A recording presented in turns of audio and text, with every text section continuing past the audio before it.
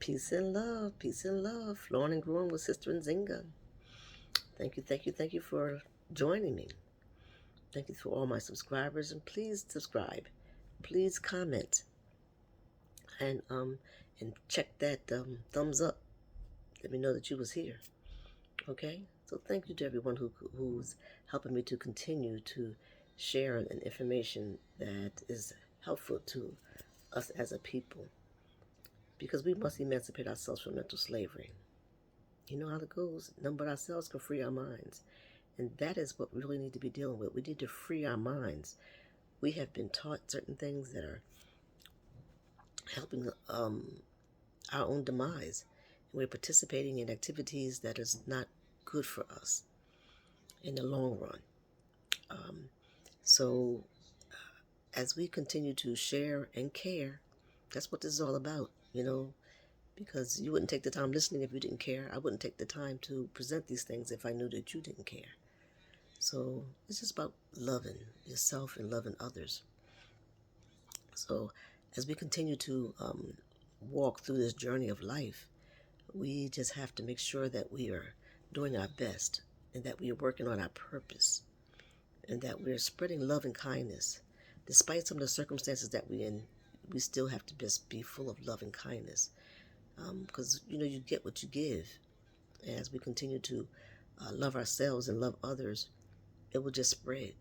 That's what we need, to spread some love and some unity amongst ourselves, so we can continue to uh, to elevate ourselves and to honor and love and respect our beautiful culture of who we are. But now this is a new year, and there's so much to talk about. I hope that everyone had a wonderful Kwanzaa celebration. I think Kwanzaa is a celebration that we all need to participate in, and we do need to understand that the principles that's in Kwanzaa, that's built upon Kwanzaa, are the principles that we need to instill into our lives on a daily basis. It's not only December the 26th to January 1st is when we should be thinking about those principles. These are strong principles that are uplifting to us as a people. And if you practice those principles 365 days a year, wow, what a difference it will make.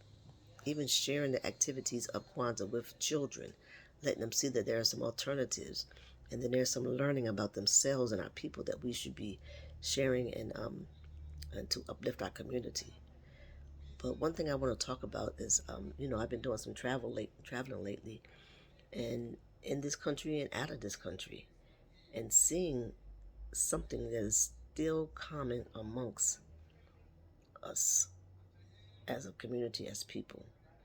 And that's this thing they call gentrification. I've traveled, oh boy, many places in the Caribbean, in Africa, different places in the States, and even my own experience of where I was born and raised.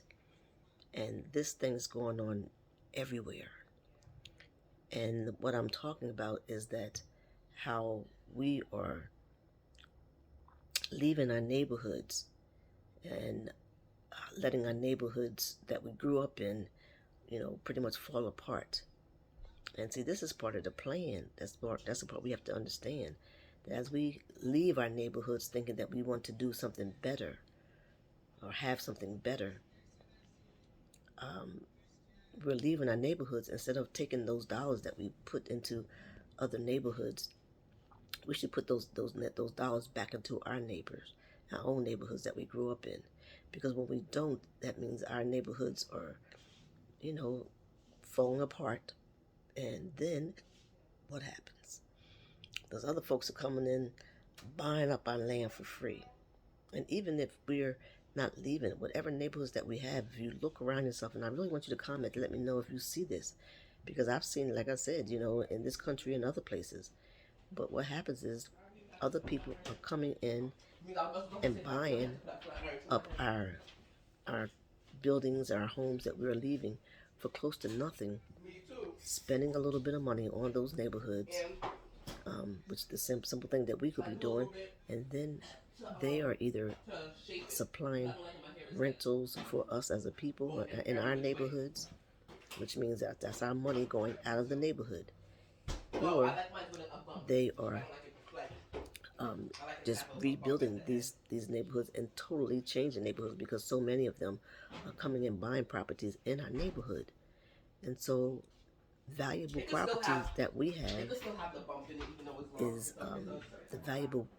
We don't see the value in these neighborhoods, and then when someone else comes in there, spends a little bit of money and builds them up, and just totally changes the neighborhood.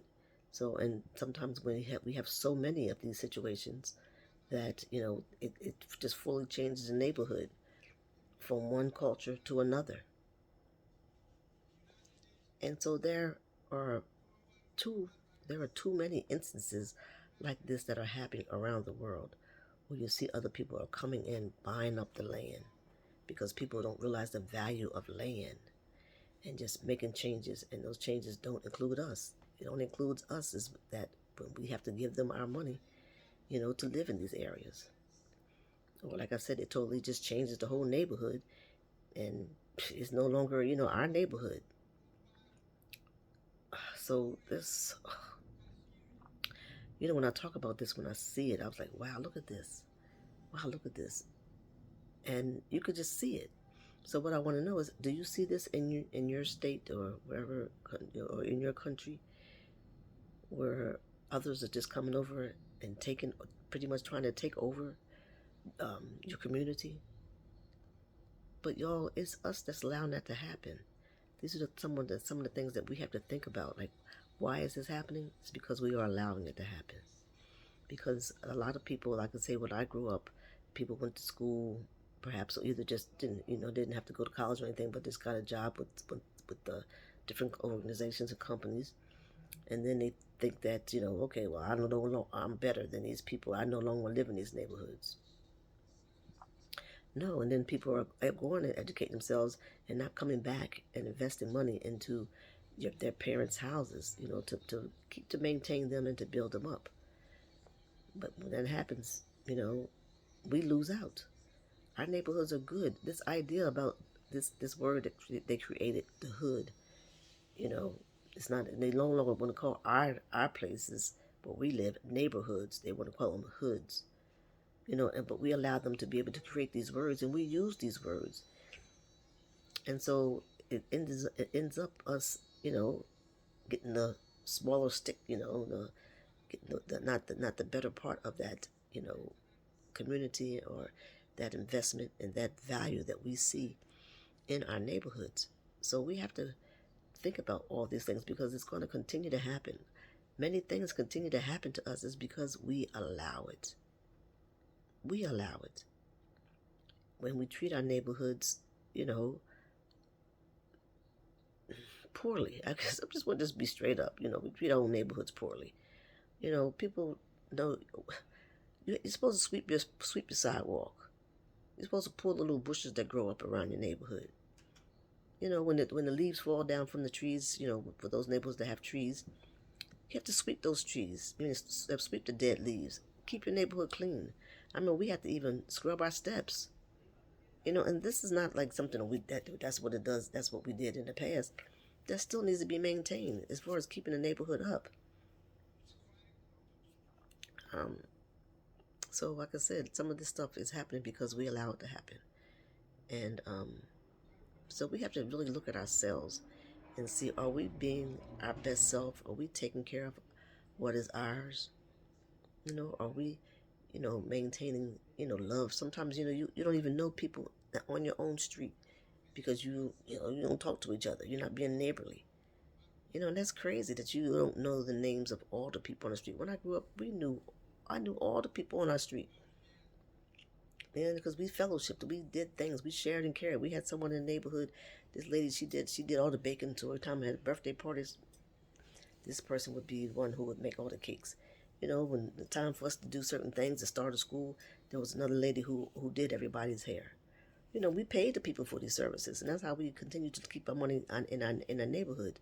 So we had different people that did certain things on our street that took care of all the children and the adults too.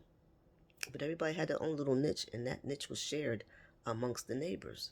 We have to go back to that and stop thinking that the old ways are the old ways and they're not good ways. The old ways are good ways, and that's how we survived.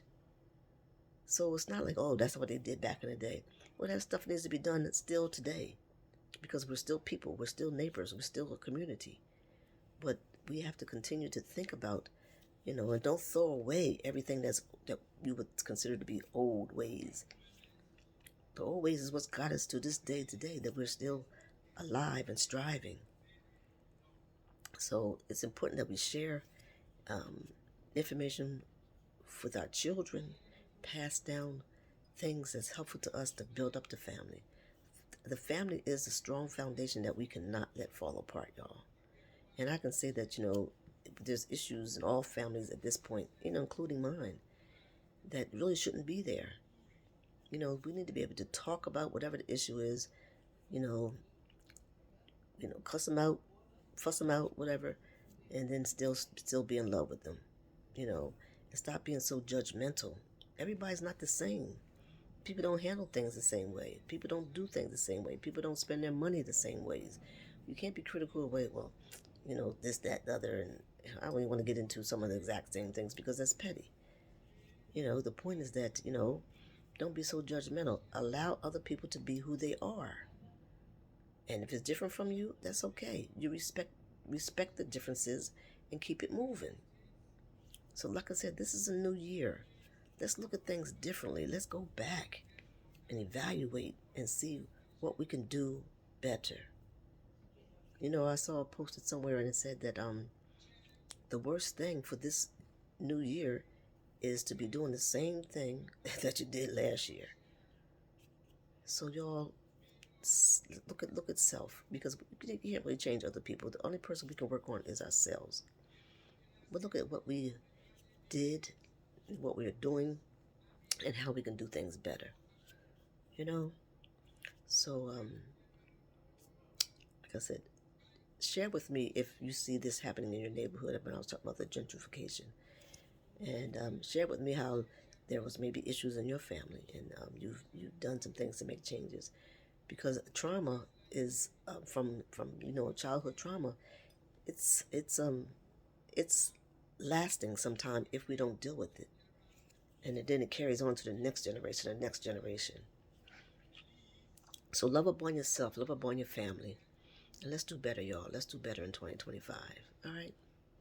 God loves you, and so do I. Peace and love.